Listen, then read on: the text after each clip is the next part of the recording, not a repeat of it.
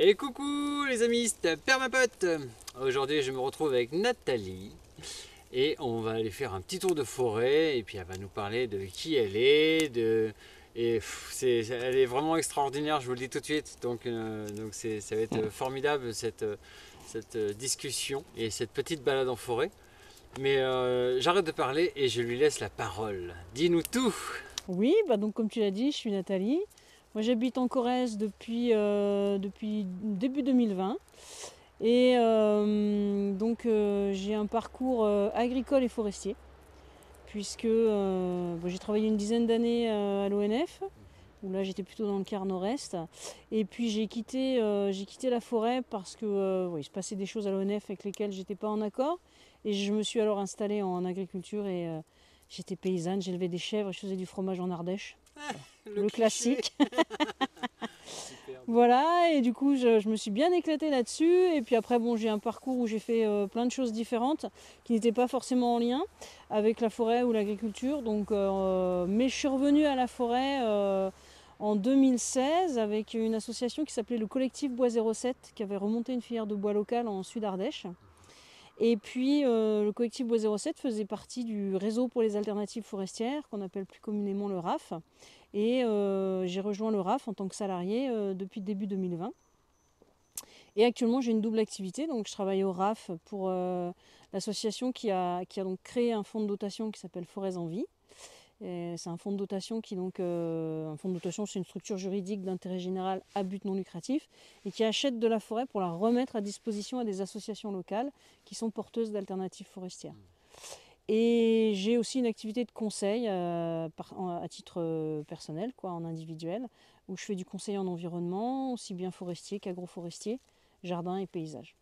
Du coup, le RAF, c'est une association qui existe depuis 17 ans maintenant, qui à la base a été créée par plutôt des professionnels, des gestionnaires de la forêt, qui déjà prônaient une sylviculture différente de ce que mettait en avant la filière conventionnelle, on va dire, et qui se retrouvaient un petit peu seuls sur leur territoire et qui ont eu envie de se regrouper, de pouvoir confronter leurs difficultés, partager leurs projets, leurs réussites. Et petit à petit, le réseau s'est étendu et notamment, il y a eu de plus en plus de propriétaires qui sont arrivés aussi.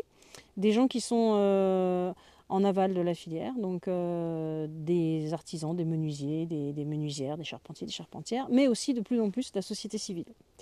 Ça, c'est beaucoup lié à toutes ces coupes rases qu'on a vu fleurir ces dernières années, qui ont beaucoup interrogé les gens, mais aussi grâce au documentaire de François-Xavier Drouet, Le temps des forêts, pour ceux qui ne l'ont pas vu, je recommande, et dans lequel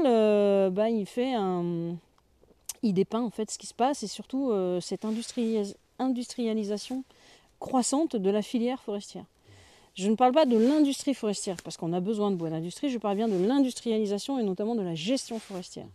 Puisqu'aujourd'hui, on demande à la forêt de répondre à tous nos besoins. Besoin de captation de carbone, besoin de filtrer l'air, besoin de nous fournir de l'eau potable, puisque plus de 80% de nos captages d'eau sont quand même en forêt. Et de pousser plus vite et de fournir du bois et du bois de chauffage et du bois d'œuvre, etc. Donc en fait, on est en train de lui demander quelque chose à laquelle elle ne peut pas répondre dans le temps qu'on lui laisse pour y répondre.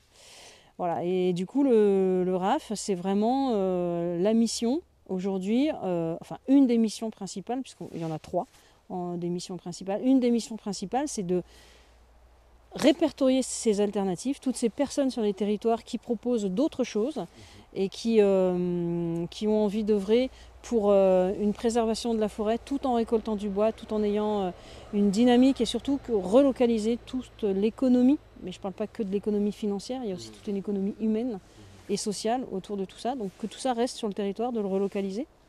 Il y a un autre levier sur lequel le RAF travaille qui est donc le foncier forestier. J'ai parlé du fonds de dotation Forêts en Vie qui a été créé par le RAF en 2017.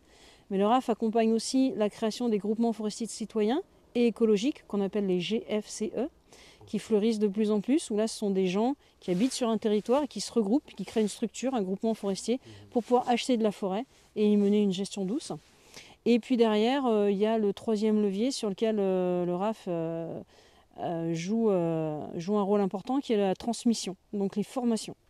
Les formations, les chantiers participatifs, et avec une vraie volonté que ces formations soient ouvertes à toutes et à tous, Et on n'a pas besoin d'être forestier pour pouvoir accéder à ces formations.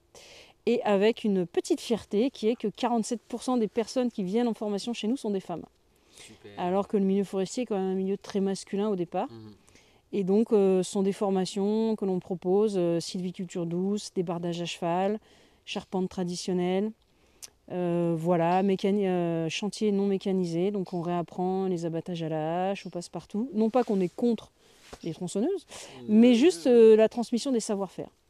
Et là, de plus en plus, comme on a envie que tout ça, ça puisse essaimer le plus possible sur le territoire de la France métropolitaine, hein, eh bien, on est en train de réfléchir à des formations de formateurs pour qu'il y ait de plus en plus de gens qui puissent en fait créer et proposer des formations un peu partout. Voilà, 3 leviers principaux. Je veux en faire partie. Qu'est-ce qu'il faut que je fasse? Alors, pour faire partie du RAF, déjà adhérer, Ah. puisque c'est une association. Donc, les dons font partie des revenus du RAF et sont donc une source importante. Et puis surtout, adhérer, c'est pas juste donner des sous, mais c'est aussi accéder à tout un tas d'informations. On a un site internet qui est très très riche. Alors on va le refaire, hein. Pas la peine de dire qu'il est un peu obsolète, on le sait. Oui. Mais en tout cas c'est une manne d'informations qui est vraiment très importante. Et quand on veut être encore plus actif au niveau du RAF, on peut devenir une branche locale. C'est-à-dire qu'on est une petite antenne du RAF en local. Du coup l'idée c'est pas que ce soit le RAF qui fasse descendre plein de choses dans les associations, mais qu'au contraire les associations nous partagent ce qui se passe sur le territoire, avec dans l'objectif, dans l'idée de remonter des circuits courts, notamment en permettant à des bûcherons de s'installer, à des scieurs mobiles ou en tout cas à une scierie de s'installer, et que les artisans du territoire puissent utiliser les bois qui sont issus des forêts. Voilà, tout ça c'est un peu le fond. Vraiment ce qu'on aimerait voir fleurir un peu partout. Et donc en devenant branche locale, le RAF met à disposition tout un tas d'outils pour permettre justement d'aider à toute la reconstitution de ces circuits courts et à pouvoir animer des cafés-forêts, des ciné-forêts, à pouvoir proposer tout un tas de choses. Organiser une formation dans une forêt, organiser une formation dans une forêt, un chantier participatif, mettre en lien des propriétaires qui ont envie qu'il se passe des belles choses dans leur forêt, mais qui ne savent pas forcément toujours à qui s'adresser, les mettre en lien avec des gens sur le territoire qui ont envie de faire des belles choses. Notamment, on est en train de travailler sur un bail qui est très innovant, qui s'appelle le bail forestier solidaire et écologique. Et dont l'objectif c'est ça, c'est de permettre à des propriétaires qui ne sont pas forcément sur place ou qui n'ont pas forcément les compétences, de mettre à disposition leur forêt à des gens qui localement sont porteurs d'alternatives et vont du coup prendre en charge la forêt et s'occuper de la gérer et du coup de s'implanter et de permettre, ce que je disais tout à l'heure, peut-être la recréation de circuits courts. Et de l'entretenir, de la préserver, et puis voilà. de préserver les écosystèmes, la biodiversité. Enfin... C'est ça. Dans l'esprit dont on a parlé tout à l'heure, de la sylviculture mélangée à couvert continu, la SMCC, comme on en a parlé à plusieurs reprises, qui est vraiment la gestion que nous on prône, parce que pour nous c'est très important de montrer qu'on peut récolter du bois en forêt, tout en respectant l'écosystème forestier. C'est pas soit je fais une coupe rase, soit je laisse en libre évolution. Non, la libre évolution, il en faut. Mais on a aussi besoin de bois, on a tous du bois chez nous, que ce soit nos fenêtres, nos portes, nos meubles, etc. Et par conséquent, si on veut pouvoir répondre à cette demande, on peut le faire, mais avec des arbres qui sont décidément, des forêts qui sont gérées durablement. Alors maintenant, où est-ce qu'on est? On est donc avec des douglas. Alors là, la particularité, c'est que c'est une plantation. Ouais. Donc les arbres sont absolument pas venus tout seuls, c'est pas une régénération naturelle où ce sont les fruits des arbres autour qui tombent au sol et qui donnent les plants. Là, ce sont des plants qui ont été ramenés de pépinières et qui ont été installés donc artificiellement sur cette parcelle.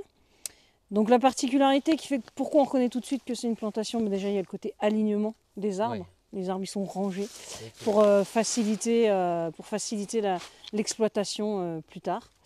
Et puis le côté, on plante qu'une seule essence, qui est vraiment la chose la pire à faire. Ce qu'on appelle, alors si on fait des mots un peu techniques, c'est des plantations monospécifiques, une seule essence, monospécifique. Et donc la difficulté, c'est qu'il n'y a qu'une seule essence, ils ont tous le même âge et ils vont tous être coupés au même moment. Ce qui fait qu'en fait, on artificialise énormément la gestion, mais aussi la forêt en elle-même, puisque le Douglas en plus n'est pas un arbre qui est originaire de chez nous. Et donc on parle de désert vert quand on est sur des plantations comme ça. Parce qu'il n'y a pas d'écosystème qui est lié au Douglas chez nous en France. Quand il est dans son aire d'origine, c'est complètement autre chose. Et le problème, c'est pas le Douglas en lui-même, c'est la façon qu'on a de le gérer. Le Douglas en mélange avec du feuillu, avec d'autres résineux, ça va très bien, il n'y a pas de souci. En revanche, une seule essence sur des grandes surfaces, d'une essence qui n'est pas originaire de chez nous, on crée un désert vert. Voilà, donc là, la particularité, c'est que c'est une plantation qui n'a pas été forcément très très bien suivie, et je dirais tant mieux. Parce qu'on voit du coup qu'il y a des arbres qui se sont mis à pousser entre les rangs, et un peu au milieu des rangs aussi, puisqu'on a un bouleau, on a des châtaigniers qui se retrouvent un petit peu au milieu de la plantation. Et ça, tant mieux, parce que la nature, elle a horreur de l'uniformité, et naturellement, elle va remettre des choses. Sauf que quand on est dans le modèle un peu intensif, il y a des gens qui vont intervenir dans la forêt pour enlever tout ce qui ne sera pas du Douglas. Donc en plus, même quand la nature essaye de remettre de la naturalité, on va la contrarier. Et c'est un peu le problème aujourd'hui, c'est que on fait contre au lieu de faire avec. Alors que si on faisait avec, on serait sur des parcelles qui seraient beaucoup plus mélangées, avec beaucoup plus de diversité et surtout une bien meilleure résilience. Et avec des espèces d'insectes aussi qui pourraient venir, des oiseaux. Là, on n'entend aucun oiseau. Peut-être qu'il y a ça aussi. Peut-être lié à la saison aussi. Après, c'est toujours un peu difficile parce que là, on est sur une surface qui est plutôt petite de la plantation, en tout cas de ce que j'en vois. Et les oiseaux, ils arrivent quand même à venir sur des petites surfaces. C'est beaucoup plus gênant quand on est sur des surfaces importantes. Mais bien sûr, tout est lié en fait. Et comme je le répète très souvent, la forêt, ce ne sont pas des arbres. La forêt, c'est avant tout un sol. On n'aura pas de forêt si on n'a pas de sol. Et c'est parce qu'on a tel type de sol qu'on aura tel type de forêt. Et c'est pour ça qu'on parle de bois de pays, qu'on parle de typicité, de bois atypiques, quand on est sur des bois qui sont cohérents avec le territoire dans lequel ils poussent, le terrain sur lequel ils poussent. Et il faut d'abord se préoccuper de ce qui se passe dans le sol pour pouvoir soigner correctement la forêt. Et les arbres, c'est une composante de la forêt. C'est pas la forêt. Ouais. On va le redire plusieurs fois dans le reportage, il n'y a pas de souci. Mais c'est vrai que l'acidification du coup de ces sols-là, en plus, rajoute des contraintes. Est-ce qu'il y a plus de vers de terre qui pourraient se déplacer dans ce genre d'endroit, par exemple? Alors ce qui est un peu compliqué, effectivement, c'est que la particularité des résineux, que ce soit Douglas ou autre, c'est leurs aiguilles. On peut aussi parler de feuilles. Ce sont des feuilles qui sont plus compliquées à décomposer parce que, de par leur composition, elles sont beaucoup plus coriaces que les feuilles des feuillus. Mais c'est volontaire, enfin c'est normal, ça leur donne une meilleure résistance au froid, mais aussi une meilleure résistance à l'évapotranspiration quand c'est l'été par exemple. Et il faut savoir une chose, c'est que les résineux, ils étaient là bien avant les feuillus sur Terre. Ils sont apparus bien avant les feuillus. Les feuillus sont arrivés bien après. Alors j'ai plus en tête les millions d'années à quoi ça correspond, mais ils étaient là bien avant les feuillus. Donc en fait, le résineux en lui-même n'est pas un problème. C'est encore une fois le mode de gestion qu'on lui applique et la façon qu'on a de traiter le sol au moment de la récolte des bois.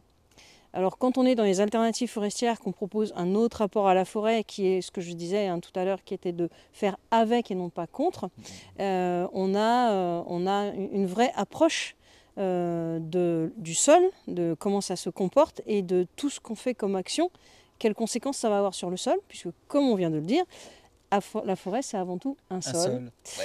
Et que tout est lié, c'est-à-dire que si on a de la diversité en essence, si on a de la diversité en âge, et si on a de la diversité entre des zones qui sont très fermées, des zones qui sont beaucoup plus ouvertes, donc plus de lumière, ou au contraire plus d'ombre, on va avoir à chaque fois des plantes et des animaux qui vont être inféodés à chacun de ces micro-éléments.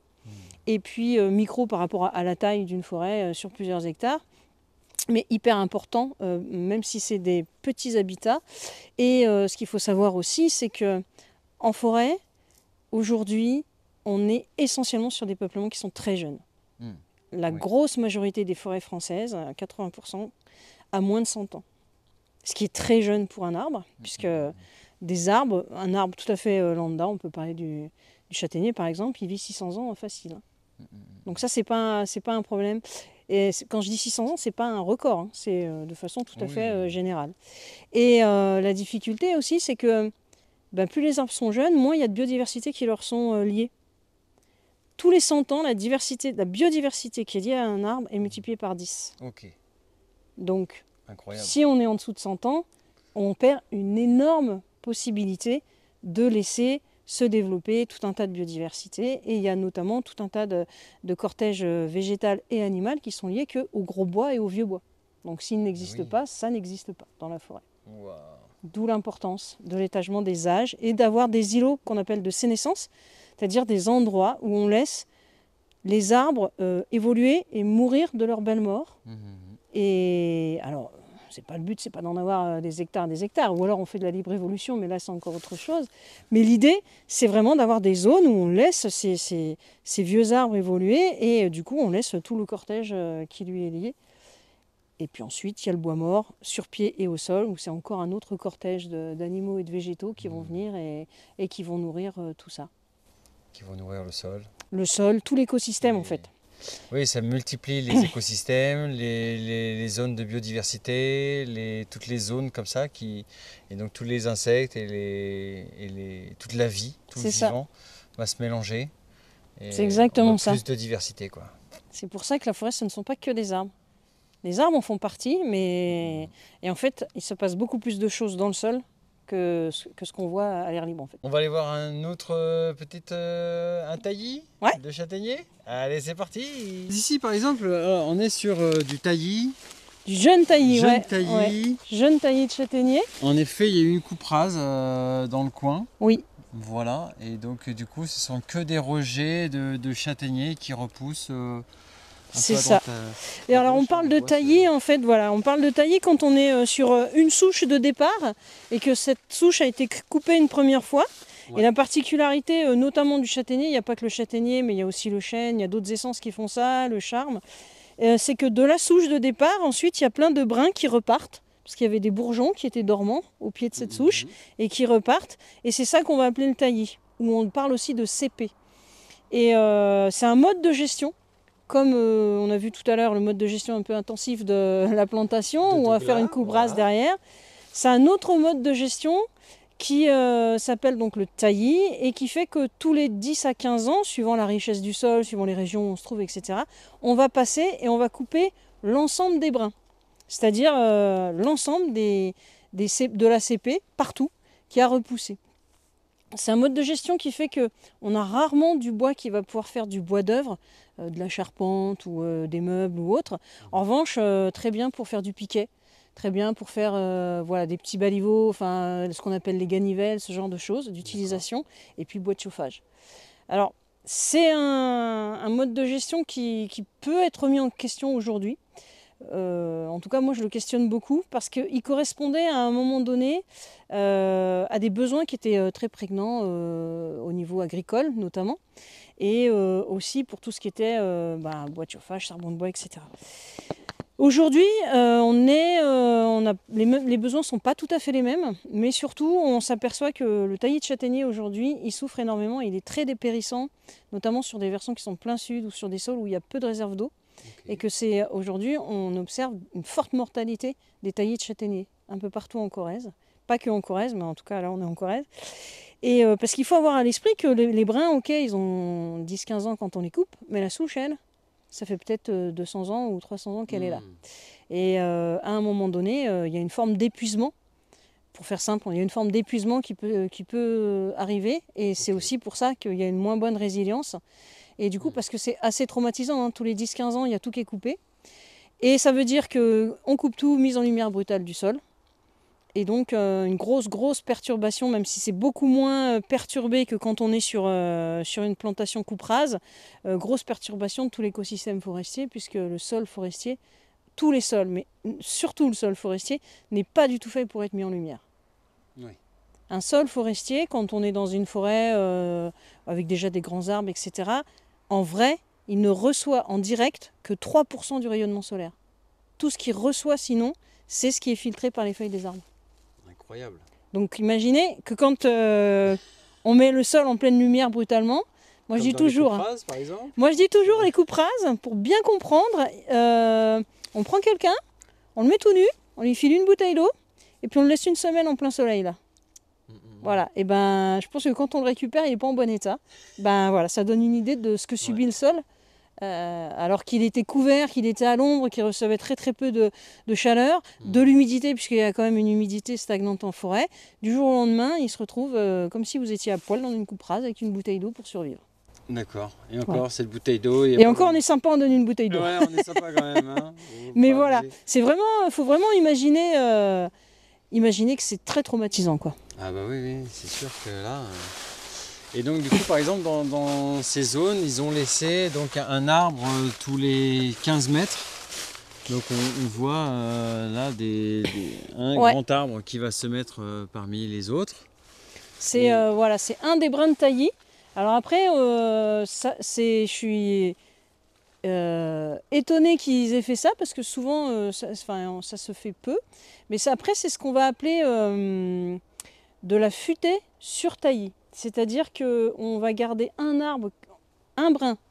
On va choisir le plus joli dans une CP qu'on ne va pas couper et qu'on va laisser donc grossir pour que ça devienne une futaie. Donc en fait un arbre de haute tige, un grand arbre, dans lequel là on pourra plus tard éventuellement faire des planches, imaginer de la charpente, ce genre de choses. Voilà. C'est en fait c'est un brin de taillis qu'on laisse pousser, qu'on laisse grossir et qui va donner du coup un arbre et du coup une utilisation potentielle de son bois plus tard différente du taillis qui sera comme je disais plutôt piquet, plutôt bois de chauffage ou ganivelle, ce genre de choses. D'accord. C'est une technique aussi pour passer progressivement, si on le souhaite, d'un taillis à une coupe de taillis à quelque chose où on essaye d'avoir des arbres qui sont plus grands, plus gros et donc une autre utilisation du bois. Parce qu'il ne faut jamais oublier qu'on gère la forêt parce qu'on a besoin des produits qu'elle peut nous donner et non pas parce qu'elle en a besoin. La nature, elle n'a pas besoin de nous. Non. La forêt non plus. De façon très claire. Et que si on fait des choses en forêt, c'est pour répondre à nos besoins, pas aux siens. Si on veut répondre aux siens, on lui fout la paix. Voilà. Comment on gère une bonne forêt ? Alors déjà, une bonne forêt, c'est quoi ? Une forêt, je pense qu'elle est... Déjà, qu'est-ce que c'est une forêt ? Qu'est-ce qu'on met derrière le mot forêt ? Parce qu'on n'est pas tous d'accord. Moi, une plantation de Douglas monospécifique qui va être traitée en coupe rase, moi, c'est pas de la forêt. Non. C'est une plantation. Et aujourd'hui, malheureusement, il y a beaucoup de surfaces qui sont traitées comme ça. Et donc, il y a vraiment, pour moi, il y a une distinction très claire entre une gestion très intensive de la forêt qui génère ce genre de peuplement, qui sont, comme on le disait tout à l'heure, des déserts verts, et une forêt qui va être mélangée avec une diversité d'essences, une diversité des âges et une multitude d'habitats. On va pouvoir retrouver avec du bois mort au sol, du bois mort sur pied, des gros bois, des petits bois, et puis tout un tas de sous-étages. Donc déjà, bon, de quelle forêt on parle ? En mode de gestion, en fait, aujourd'hui, on fait croire aux gens qu'il y a 2 modes de gestion possibles, la coupe rase ou la libre évolution. Bon, là, on raconte n'importe quoi quand on dit ça. Il y a, oui, la coupe rase, effectivement, mais c'est un mode de gestion. Il y a effectivement la libre évolution qui est de la non-gestion, puisqu'on laisse en fait toute la dynamique naturelle de la forêt se mettre en place. Mais entre les deux, il y a plusieurs options. On va avoir la futaie régulière, on va avoir la futaie jardinée, qu'on de plus en plus maintenant on appelle aussi la sylviculture mixte à couvert continu, ou sylviculture mélangée à couvert continu, qu'on appelle la SMCC. Okay. Ça veut dire sylviculture, donc du coup on intervient en forêt, mixte ou mélangé parce que, comme on vient de le dire, il y a une diversité dans les essences, il y a une diversité dans les âges et il y a une diversité dans la façon aussi d'appréhender la forêt. À couvert continu, on ne met jamais le sol en lumière brutalement. D'accord. Ça, c'est vraiment, on maintient le couvert végétal. C'est ce qu'on vient d'expliquer, c'est une catastrophe quand on met en lumière brutale un sol forestier. Et donc, et puis il y a encore, donc on vient de le voir, un mode de gestion, il y a le mode du taillis. Enfin voilà, il y a au moins 5 modes de gestion en plus de la coupe rase ou de la libre évolution. Donc ça, il faut l'avoir à l'esprit. Et en fait, il faut aussi s'adapter à chaque fois à ce qu'on a.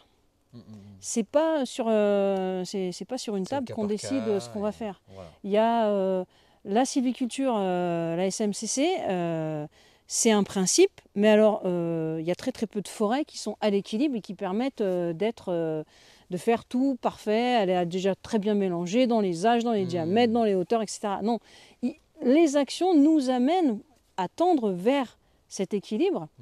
Mais on s'adapte aussi au peuplement qu'on a. Si aujourd'hui, par exemple, là où on est, on décide de dire on arrête le mode en taillis et on va tendre vers la SMCC, c'est pas demain. Hein.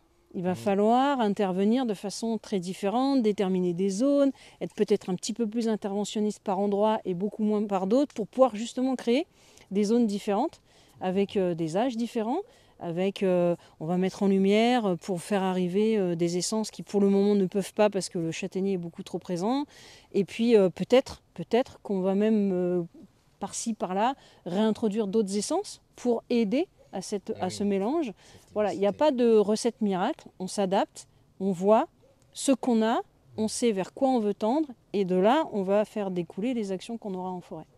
Avec à l'esprit, on intervient peu, mais plus souvent.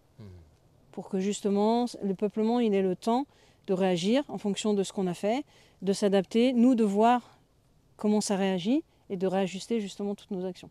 C'est vrai que ça me fait penser à Hervé Covès, voilà, que j'ai rencontré il n'y a pas longtemps, et qui dans sa conférence nous expliquait que ce que nous vivons nous en hémisphère nord, même complètement, hein, en hémisphère nord, on n'a pas assez de biodiversité pour survivre potentiellement à ce qui va nous arriver dans le futur. C'est clair.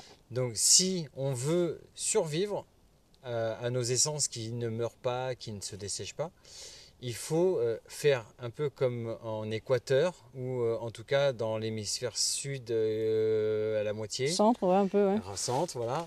Et de ramener toute cette biodiversité, de ces essences, ces nouvelles... comme je disais, c'est les migrants qui, avec leur terre sous les chaussures, qui sont en train de repeupler l'Amérique correctement, dit mais c'est peut-être grâce à eux qu'on va avoir une meilleure vie ici. Qu'on va s'en sortir. Mais complètement. Et je ne sais pas du coup si Hervé a parlé des histoires d'arbres qui sont endo-mycorhiziens ou ecto-mycorhiziens. Et en fait, donc du coup, les mycorhizes, soit qui sont dans la racine, soit qui sont autour de la racine.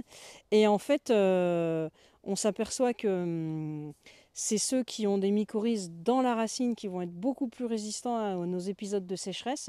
Sauf que la quasi-totalité de nos arbres forestiers sont ectomycorhiziens. C'est-à-dire que les mycorhizes sont à l'extérieur des racines et donc ils sont très bien adaptés pour résister au froid. En revanche, la sécheresse, ça va être beaucoup plus compliqué pour eux. Ouais. Et chez nous, c'est plutôt les fruitiers, d'où l'importance d'avoir ce mélange des essences et notamment d'avoir des fruitiers sauvages en forêt. Parce que toutes les connexions qui se font dans le sol vont peut-être permettre une meilleure résilience, mais on sait déjà qu'on aura probablement plus de dégâts et plus de pertes dans les arbres qui sont ectomycorhiziens plutôt que dans ceux qui sont endomycorhiziens. Et donc voilà, tout ça, ça demande une très bonne connaissance du sol, des arbres et de tout le fonctionnement et de tout l'écosystème. C'est pour ça qu'on a besoin de toi, de moi ou d'autres. On a besoin de plein de gens comme vous. Mince, c'est pas vrai ça. En fait, quand on regarde un arbre, c'est le houppier qu'il faut regarder. On regarde le pied, mais en fait, ce qui nous intéresse, c'est ce qui se passe en haut. Et là, il va très vite être embêté, tu vois. Ça, là, ça va très vite l'emmerder. Ouais. La branche, si tu veux pas couper tout le brin, mais la branche qui penche au-dessus de lui, sur ce brin-là, elle va l'embêter. Ouais. Ce qu'il risque de faire, c'est qu'en fait, du coup, il va pousser comme ça. Okay. Et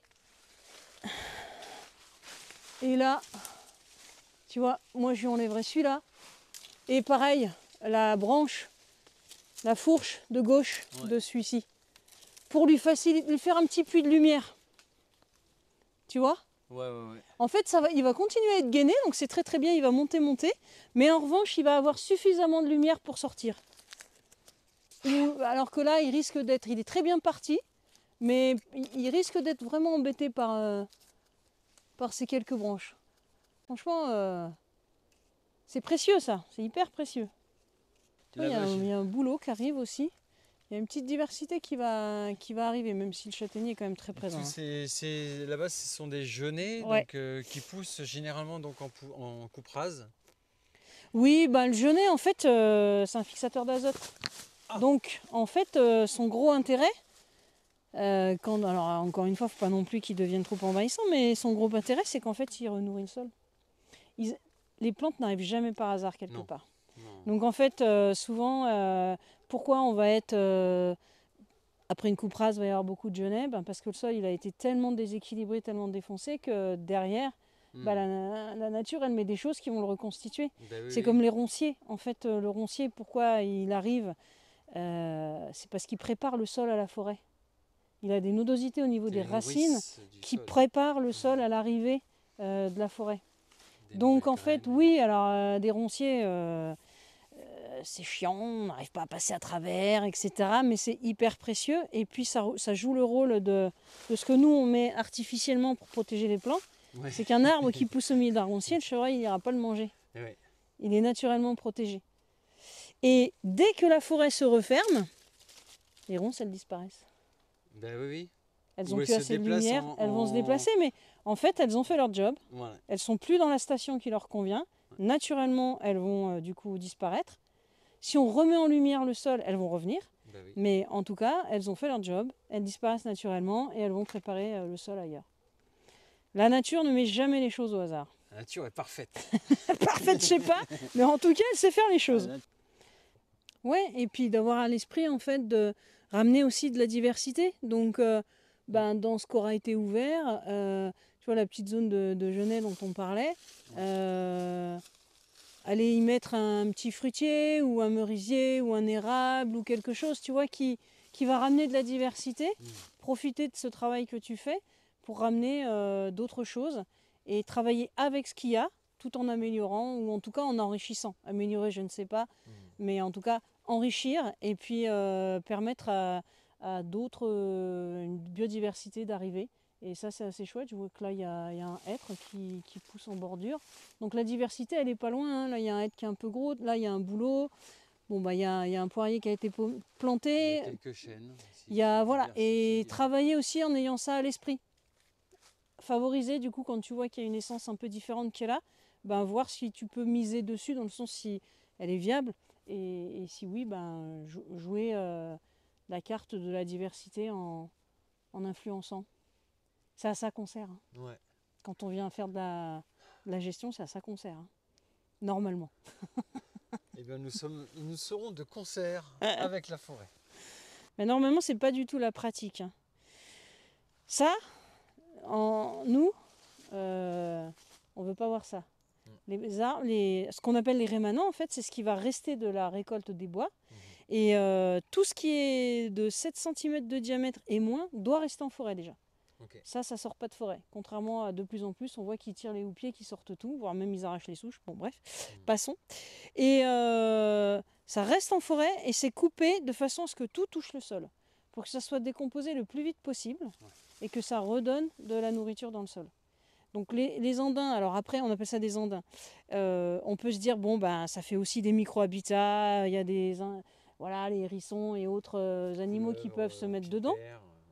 Donc on peut se consoler comme ça, mais quand il n'y en a pas de trop, ça va. Mais si c'est tous les andins, tous les rémanents qui sont mis en andins comme ça, en fait, on appauvrit le sol parce qu'on enlève, au lieu que ça soit disséminé partout et que ça nourrisse le sol de partout, on concentre à des endroits et ça va mettre beaucoup plus de temps à être décomposé que si ça avait été mis pour que ça touche le sol de partout. Donc ça, faut pas faire. À éviter. Alors ça, à éviter.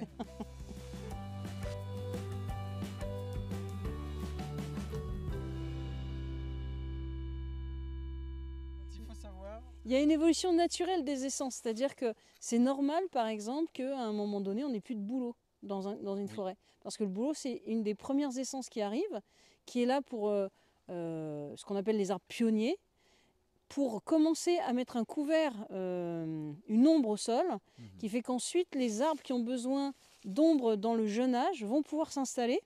Et c'est eux qui vont donner le peuplement final, ou en tout cas dans la succession végétale naturelle. C'est normal qu'ils arrivent et qu'ensuite ils disparaissent parce que ça y est, ils ont fait leur job, ils sont plus dans l'écosystème qui leur convient, donc ils disparaissent et ils laissent la place aux autres. Donc il y a des essences comme ça, le bouleau, le tremble, les acacias, enfin les robiniers, faux acacias. Voilà, donc c'est... Parfois, si une essence disparaît, c'est pas grave. C'est juste qu'elle est plus à sa place, qu'elle a plus son écosystème et que elle a fait son job. Là, un peu plus loin, on verra, mais il y a en effet des bouleaux qui sont en train de casser la binette. Mais ça, c'est hyper précieux. On voit qu'il y a des pics qui commencent à venir taper dedans. Et en fait, bois mort sur pied, comme on a là le châtaignier, comme on a le bouleau, et bois mort au sol, comme on a là devant nous, ça va pas être du tout les mêmes insectes et les mêmes plantes qui vont se mettre dedans pour les décomposer. Et donc, c'est hyper important d'avoir les deux. C'est pas parce qu'un arbre est mort qu'il faut le couper.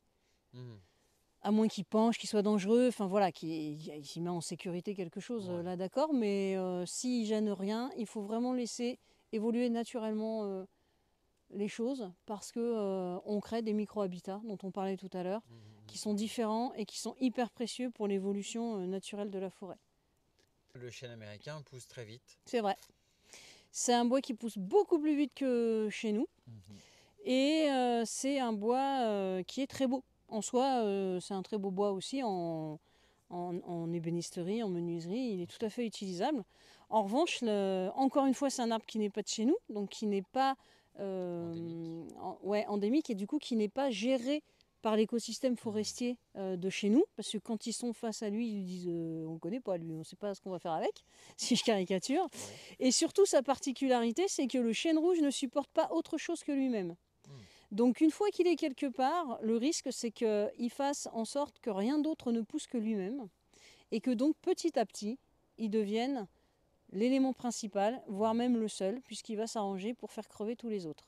Alors, pas forcément les grands arbres, mais en tout cas, la régénération naturelle des autres arbres, il va sécréter des toxines qui vont faire qu'elle ne va pas pouvoir s'implanter et qui, en revanche, va favoriser la sienne de régénération. Et donc voilà, c'est un petit peu à surveiller quand même, parce qu'une fois qu'il est quelque part, il prend la place de tout le monde. On a un moyen de le limiter, et il faut être un petit peu, il faut être un petit peu interventionniste, c'est-à-dire que quand on veut de la régénération naturelle et qu'on voit qu'il est un petit peu trop prégnant, et il va falloir y aller franco et zigouiller sa régénération pour permettre à une autre régénération de se mettre en place. Et pas trop le laisser se reproduire entre guillemets, c'est-à-dire essayer de... Quand on a le choix, si on n'a que lui, restons avec lui. Encore une fois, faisons avec plutôt que contre. Mais quand on a le choix, même si on doit faire de la récolte de bois, on va peut-être plutôt prélever du chêne rouge pour éviter que il soit trop présent et favoriser du coup soit le chêne de chez nous, soit du hêtre, soit autre chose comme essence. Très bien. C'est toute la difficulté de ces essences qu'on introduit. Ça montre bien qu'il n'y a pas que le Douglas qui pose problème, puisque le chêne rouge est un feuillu, enfin c'est pas un problème de résineux ou feuillu. C'est tous ces nouvelles essences qu'on implante, qu'on croit que c'est des fausses... Enfin pour moi ce sont des fausses bonnes idées, parce que sur le papier ça marche tout bien, mais en réalité une fois qu'on met ça dans l'écosystème, on ne sait pas du tout comment ça va réagir. Et là on est confronté à des difficultés ou à des problèmes qu'on n'avait pas précédemment. Et du coup à chaque fois il faut se réajuster, quoi. C'est le rendement qui prime. Oui, on voudrait que la forêt pousse aussi vite que des carottes, sauf que ça ne marche pas. Non. Voilà, un chêne en France, il arrive à sa maturité vers 180 ans. Entre 120 et 180, suivant si c'est du chêne sessile, chêne pédonculé. C'est long. Mais c'est ça la forêt.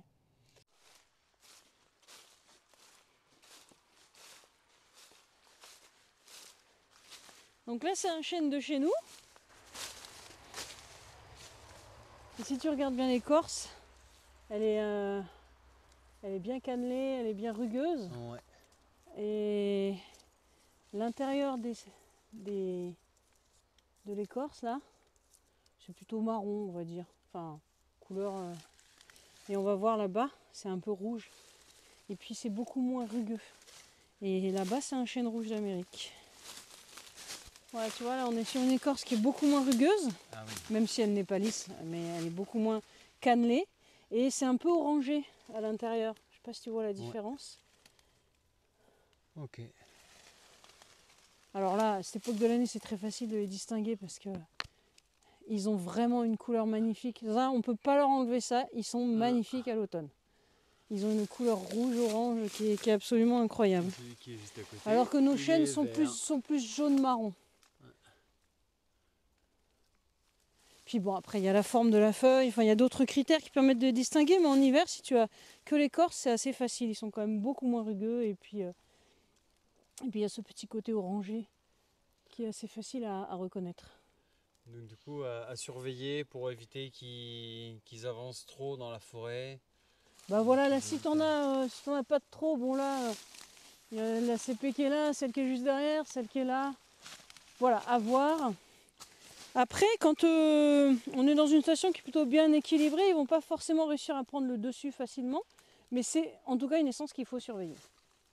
En fait, sur sa vie, un chêne, il va faire des milliers de glands, et au final, arrivera à l'âge adulte un arbre. Un. Dans l'écosystème naturel, hein, pas, je parle pas si on prend les glands, on les met en culture, on les replante ailleurs. Arrivera à son terme final à peu près un seul. Donc c'est pas si facile. Hein. Oh, bourdaine. C'est quoi donc? Bourdaine. Bourdaine. Ouais, super pour faire du miel, c'est mon miel préféré. Ah ouais. Ouais. Ça c'est un petit arbuste hein, de sous-étage, mais super. Hyper mellifère et qui pose du coup aucun problème de concurrence. Enfin, tu vois, il y a vraiment... c'est super d'en avoir. On est encore là. Ah ouais. Alors lui par contre, il s'est grave... Celui-là il est mort.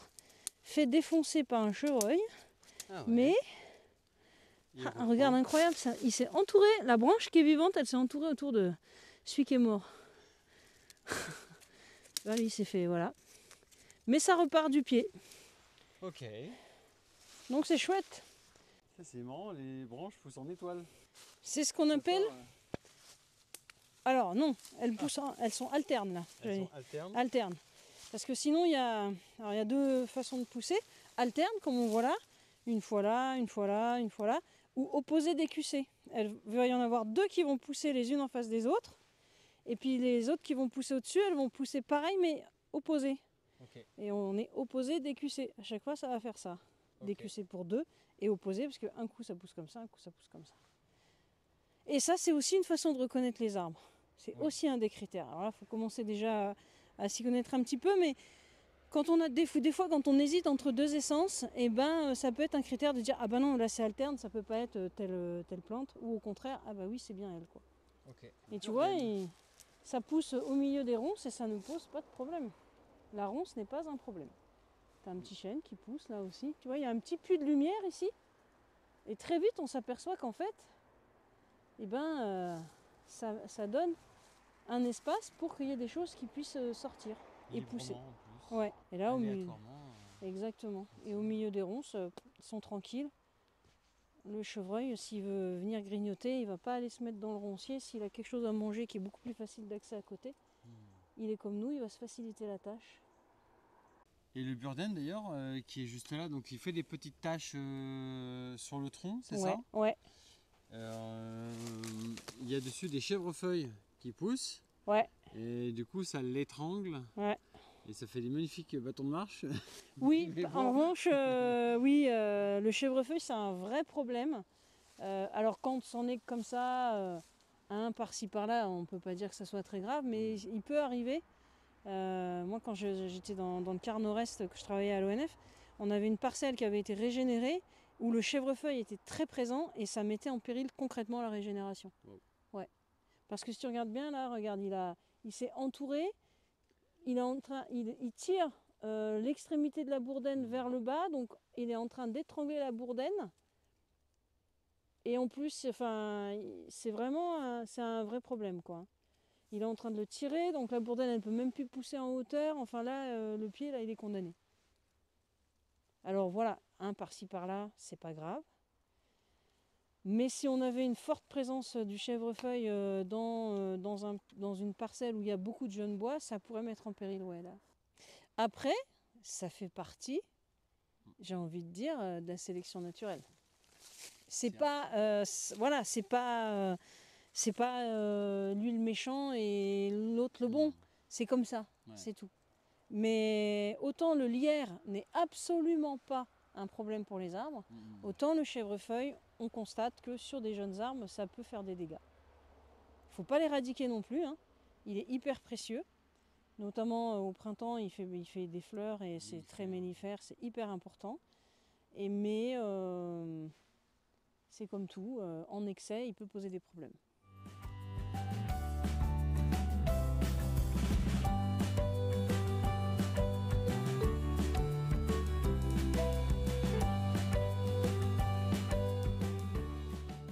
La forêt, ce n'est pas des arbres, la forêt, c'est un sol.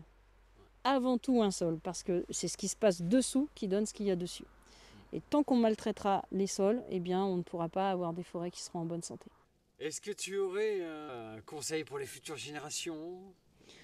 Les conseils, les conseilleurs ne sont pas les payeurs. Non, mais moi, ce que j'aime souvent dire, c'est que on ne peut pas s'occuper que de la forêt et pas s'occuper du reste. À une époque, avant l'ONF, c'était les eaux et forêts. Et déjà, je trouvais ça intelligent de laisser l'eau avec la forêt. Et puis même encore avant, l'agricole faisait partie de la même administration. Tout était ensemble. Et tout a un lien. Et c'est pas, malheureusement, c'est pas parce que on va gérer bien la forêt et qu'à côté on fait plein de choses qui sont pas bonnes qu'on va pouvoir résoudre le problème. Tout est lié. Si on regarde, là, on est dans une forêt, mais on fait 30 mètres et il y a un champ juste à côté, une pâture. Ça montre bien que tout est connecté. On dit qu'un arbre, il a une influence dans le sol jusqu'à 2,5 fois sa hauteur. Donc un arbre qui fait 10 mètres, il a une influence dans le sol jusqu'à 25 mètres. Donc ça va forcément être connecté. Les arbres ici font bien plus de 10 mètres. Ça va forcément être connecté avec ce qui se passe dans la pâture, d'où l'intérêt de l'agroforesterie, se reposer les bonnes questions en agriculture aussi.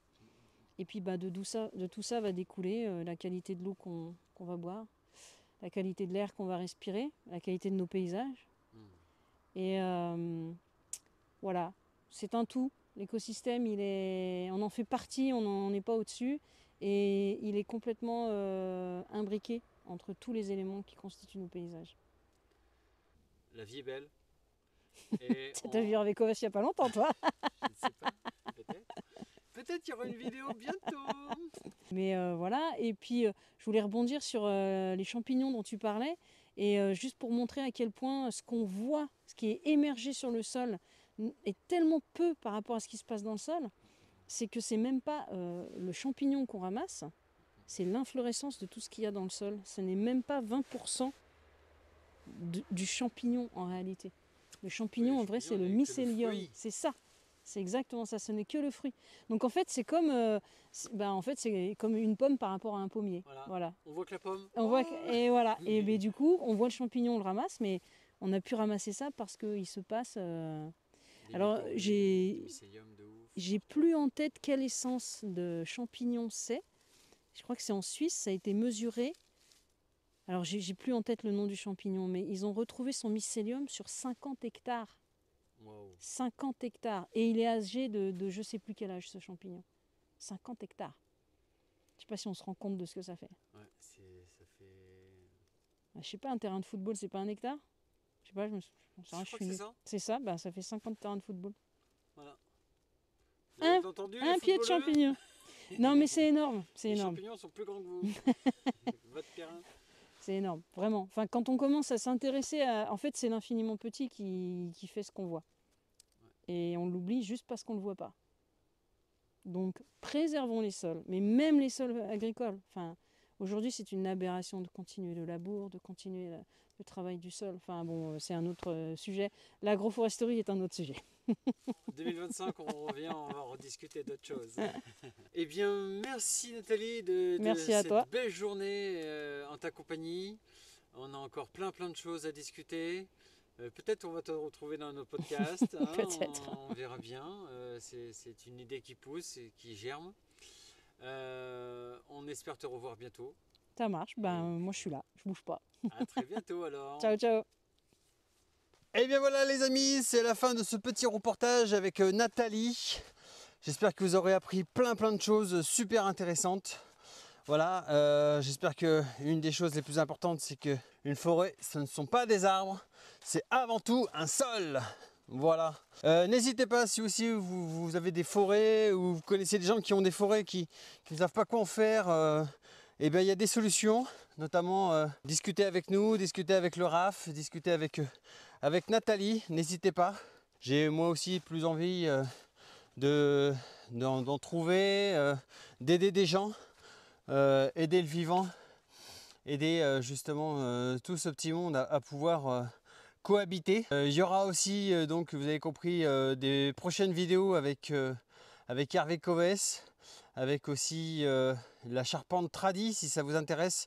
Donc j'ai capté la conférence avec Brunel d'Albavi, voilà, qui va être très intéressante. J'ai d'autres petites vidéos sous le coude.